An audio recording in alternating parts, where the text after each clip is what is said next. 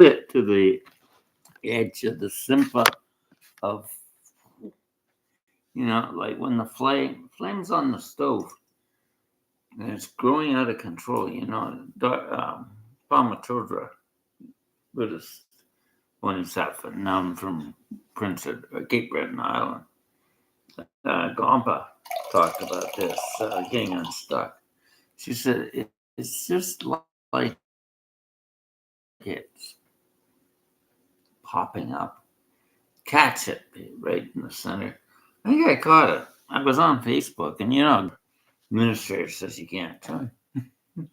And it was just, I've been living here and calling her for years, but I said, you would come. Well, I'm a new baby then. But what is Facebook groups? They're too rule based, and they're not really. I could get mad. But Facebook's not really a place I like to join. I use it to. Unfortunately, I hope it dies. I hope a lot of social media dies, because this died on me, the phone, and I'm finding so much better out of it. I just seen how much my life's being addictive with compound PTSD. And learning online and studying psychology and reading books for 8 years, and learning courses on psychology and Reiki and spirituality. And the Course in Miracles has changed my life. I never had it before. I never had this emotional talents. Things are going bad all the time. I had a lot of, and it tends to be like a trauma when people go against you, like rubbing against the grain. I've always been a bit of a rebel, saying what I think about the climate change, and I get just a little bit edged being a spiritual person and not wanting to do harm to the planet. And it feels lonely at times not being able to speak my truth. So I did a lot of energy healing to speak the truth kindly, because you get so angry about things. You know you're right, but you're starting to push it too much. So that's the first chakra, and that means balancing. Well, I am very poignant to the point on climate change. I get so mad at people who call me dirty names and stuff, say I'm a woman because I support the environment. I'm an older guy that's being a bit of a environmental activist, Greenpeace and like that. I don't think I'm a woman now, but see, I can feel the edge coming up. That young guy saying that, because they've been programmed. But the more I study and how we act and how we feel, we're pushing people away from us at that negativity. They have to come into their own. That's what I keep on getting. Everybody has to come into their own understanding what truth is. Because it's just an argument, because there's not much factual information out there. There's a lot of fiction. They come corporations that are falling down, telling propaganda and lies about the climate, unfortunately. So it seems like a really dark time with the media being the message, like influence it. Because there's not much I believe. And it sort of clears up my life to give me more time to get off listening to rubbish, and more time to self-explore and develop my gifts to help the world. Because I don't see this new age coming in and just making money and selling products and no intention to make things better. Now, products can be good for the planet, they can be good for people, they can bring happiness. But empowerment was my thing. Because as I traveled Canada, I noticed a lot of people going into professions they weren't suited for it. They weren't. That's why I think life coaching's healthy. But I agree. I'm not going to denounce life coaching. You get a degree. You've got to study a lot of psychology. My first psychology study was in 1976 in college. It was just a 101.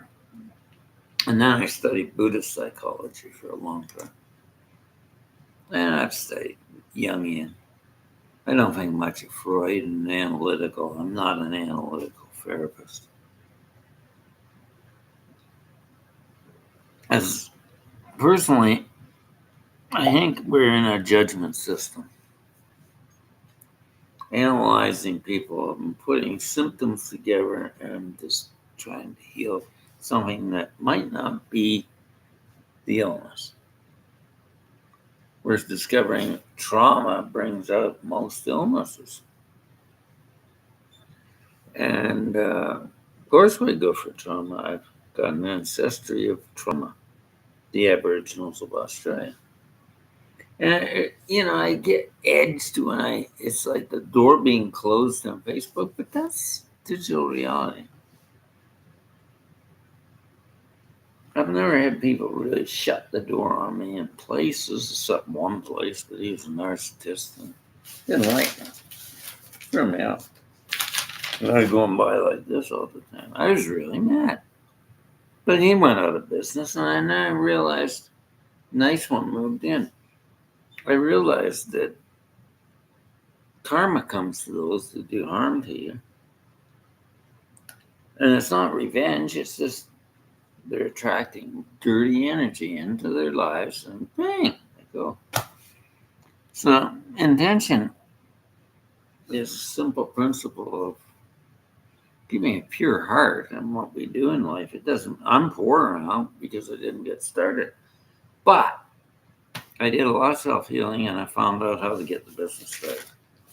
I was going to move, and I'd just go through this again and again and again.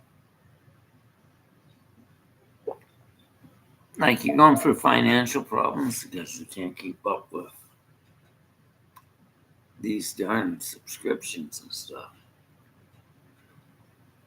And then you look at budgeting and you figure it out yourself. And it's just companies, just iPhones are terrible for you to get addicted to subscriptions, aren't they?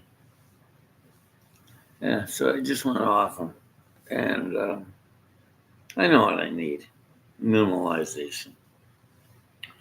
And I was looking in there, some of the things on YouTube were good. He said he spent $36,000 on Bell. Wow, that's going. I won't be using them. They're way too high. And I bought that phone there. I think I can eat. So if we're budgeting, here we go. We're budgeting. We got a budget for food and staying alive. Not living on a food bank with junk food and getting angry.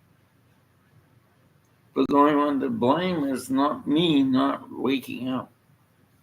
So I was I had a bit of narcissistic trauma from living at the shelter. I went out of money from the estate. They wouldn't rent to me because I had a poor credit score because they left money in the debt. So they measure you by your credit score here. I don't think that's fair. It wasn't my credit. It was my brother's. They never paid it off. So I could fight them in court. But I got more heart to work on helping people. Take the money, the 900, and buy a new iPhone or something and go from there. I won't buy much. Start working at picking up the pieces. It doesn't matter who did it, who done it, and that's all we do. Who done it? It's the Zen of archery. The archers shot the arrow. What do? You pull the arrow out. And I'm talking about looking at myself in a neuro-linguistic way outside of myself. Because we can't see that way. That's self-reflection. And that's awakening. Part of the steps. To let go of the anger, I just noticed they shut me down. They wouldn't let me in the group. Let go, breathe. Things really upset me. People saying it's a commodity market. I just raised balancing market. It bothers me. And I have to go and do some emotional freedom technique. But I notice it works. I notice the Reiki is putting intention that I don't have. And if I can do that, I can make people's lives better. Not having all this self-righteousness that we all tend to get. And that's not that you're wrong. That's not that you're right. It's your ego. And I'm not saying you're wrong. But in the Course of Miracles, it talks about that. And that's what I love about that series of books. Got through quite a bit, and I just keep on going over and over it. It's something that's really resonating to me. And I think anybody, it's a practitioner, an energy healer, spiritual person, should read that book, a series of books. And taking time and meditating, writing with a pen is mindfulness. I'm thinking of going back to the old box cameras and just visualizing and getting a perfect shot. Everything that brings us back to stillness of mindfulness. You can buy these box cameras, the 8x12s or 10x12, beautiful camera. They take a glass plate, put the film in, find some beautiful place, and just let the exposure go in, and the detail comes up. And then you put it through a film scanner, put it through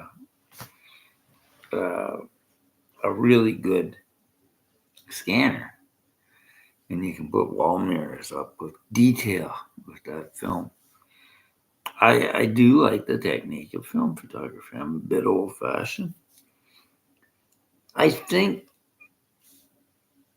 feel that sacredness is everything we do in life. And we're getting too automatic, and we're getting beyond the sacred balance of taking time in the activities we do mindfully. And things do affect me. I'm very, very sensitive. But I started reading on being sensitive, and I realized we don't have to denounce our sensitivity. It's a gift. But we have to learn to make our lives better so we can help others. And that's the gift. Sensitive people and empaths love people. And I think that's a quality and a gift that we have to show the world, to love each other. These are really dark times with anger, hatred, misogyny, all sorts of crazy things going on. It's a collective craziness. It's going to burn away. And I believe we will get through this. And I believe you are powerful if you go into the heart when you're suffering with all this anger, rage. And how does it affect you? It was really affecting me. I couldn't watch it, and I'd just start cursing, swearing. I was just so disgusted at it. Extremities. You can't do much about it. It's just the dark side of life. Just smile and let it on.